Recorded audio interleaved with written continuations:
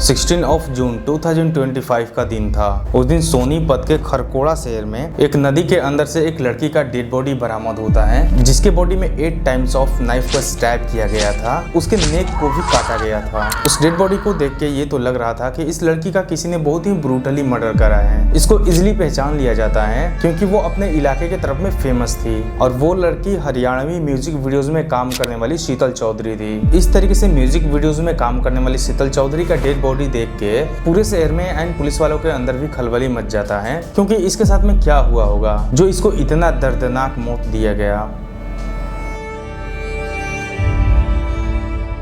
हरियाणा के पानीपत की रहने वाली शीतल चौधरी जो अपनी लाइफ में बहुत खुश थी। इसको स्टार्टिंग से ही थोड़ा मोड़ा पैसों का प्रॉब्लम था, तो इसलिए ये सेल्फ डिपेंडेंट बनना चाहती थी। ये कहीं ना कहीं जॉब वगैरह करती रहती थी, जिससे इनको थोड़ा मोड़ा पैसा आते रहता था। अब धीरे धीरे समय बीतते जाता है और शीतल चौधरी का नॉर्मली शादी हो जाता है। लेकिन शादी के कुछ ही दिनों के बाद ही इसके हस्बैंड के साथ में हर दिन फाइट हुआ करता था। ये दोनों एक दूसरे से नफरत करते थे। शीतल चौधरी एंड इसके हस्बैंड ये दोनों एक दूसरे से अलग होना चाहते थे। ये दोनों डाइवोर्स लेना चाहते थे। अब शीतल चौधरी अपने हस्बैंड से अलग हो जाती हैं। इसका एक बच्चा भी था, तो इसलिए इसको ना चाहते हुए भी इसको कंपनी में जॉब करना पड़ता है। अलग अलग जगह पे ये जॉब ट्राई करती हैं, लेकिन उसी बीच हरियाणा के करनाल सिटी में जाती हैं और वहाँ के एक होटल में जॉब करने लगती हैं। उस होटल में ये बहुत दिन तक जॉब करती हैं। होटल में काम करने से पहले ही ये लड़की म्यूजिक वीडियोज में भी काम करती थी। ये डिफरेंट टाइप्स के हरियाणवी सॉन्ग्स पे उसमें डांसिंग वगैरह का काम करती थी और अपने इलाके में थोड़े मोड़े फेमस थी। ये लड़की हरियाणवी म्यूजिक वीडियोस में काम भी करती थी और उस होटल में भी काम करती थी, जिससे ये पैसा कमाती थी और खुद का खर्चा मेंटेन करती थी और अपने बच्चे का भी खर्चा मेंटेन करती थी। लेकिन इसी बीच उस होटल के मैनेजर से मुलाकात होता है शीतल चौधरी का। होटल का मैनेजर इसको पसंद करने लगता है और शीतल भी इसको पसंद करने लगती हैं। दोनों ही एक दूसरे से लव अफेयर में आ जाते हैं। सुनील कुमार ऑलरेडी शादीशुदा था, इसके 2 बच्चे भी थे। वैसे शीतल भी तो शादीशुदा थी, लेकिन इसका डाइवोर्स हो चुका था। ये बात सुनील को पता था, फिर भी ये दोनों एक दूसरे से लव अफेयर में आ जाते हैं। दोनों फिजिकली इंटीमेट होते हैं। ये दोनों एक दूसरे के साथ में लगभग 6 साल तक रिलेशनशिप में रहते हैं। सुनील कुमार शीतल के प्यार में इतना पागल हो गया था कि अपनी वाइफ को छोड़ के शीतल से ही शादी करना चाहता था। लेकिन जब शीतल को ये बात पता चला कि ये ऑलरेडी शादीशुदा है और इसके 2 बच्चे हैं, तो वो शादी का प्रपोजल रिजेक्ट कर देती हैं। और यही बात सुनील कुमार के दिल पे लग जाती है। वो यही सोचता है कि ये शादी करने से मुझे रिजेक्ट कैसे कर सकती हैं। शीतल और सुनील के बीच में इसी वजह से झगड़ा हो जाता है, क्योंकि शीतल शादी से इनकार कर देती हैं। इस वजह से इन दोनों के बीच में बातें भी बहुत कम हो जाती हैं और ये दोनों एक दूसरे से कम भी मिलते थे। लेकिन सुनील के अंदर बहुत गुस्सा भर जाता है। दिन था 14 जून 2025 का। हर दिन की तरह शीतल चौधरी उस दिन भी म्यूजिक वीडियोस की शूटिंग कर रही थी और सुनील कुमार को वो डिटेल पता चल जाता है कि शीतल चौधरी वहाँ उस लोकेशन पे शूटिंग कर रही है। सुनील कुमार अपनी कार उठाता है और उसी लोकेशन पे पहुंच जाता है जहाँ पे कि शीतल चौधरी अपने क्रू मेंबर्स एंड स्टाफ के साथ में काम कर रही थी। वहाँ पे जब शीतल चौधरी सुनील को देखती है तो वो नॉर्मली उसके कार में आके बैठ जाती है, क्योंकि शीतल ये नहीं चाहती थी कि सुनील यहाँ पे कुछ विवाद करे और वहाँ पे कई तरह के लोग अवेलेबल थे। तो इसलिए शीतल चौधरी उस बदनामी से बचने के लिए उसके कार में जाकर बैठ जाती हैं। लेकिन सुनील के माइंड में तो कुछ और ही था।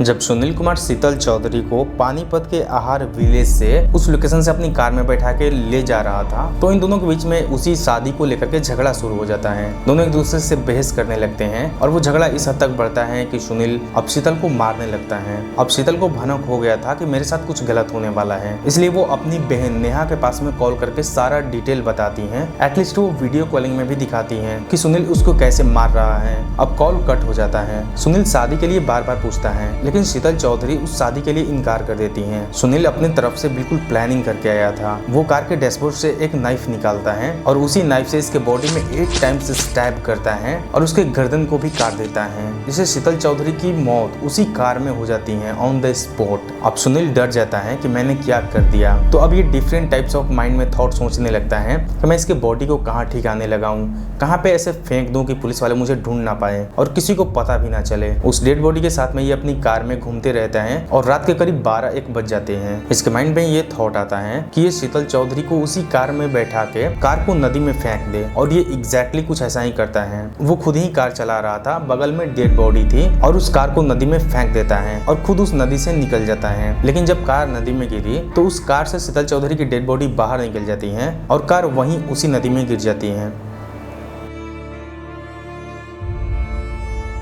सुनील कुमार ये सब क्राइम करने के बाद वो नॉर्मली हॉस्पिटल में जाता है और वहाँ पे नाटक करते हुए ये बताता है कि हमारा एक्सीडेंट हो गया है, हमारी कार नदी में गिर गई है, इसमें मेरी गर्लफ्रेंड भी थी। मेरी गर्लफ्रेंड का तो पता नहीं, लेकिन मैं जैसे तैसे उस नदी से निकला हूँ। ये सब बहाना करके वो उस हॉस्पिटल में ट्रीटमेंट करवा रहा था। ऐसे 2 दिन बीत जाते हैं। पुलिस वाले उस लड़की के डेड बॉडी को फाइंड कर रहे थे, लेकिन वो डेड बॉडी नहीं मिल रहा था। इस बीच नेहा को ये सारा डिटेल पता था, इसलिए वो पुलिस में जाके कंप्लेन करती हैं।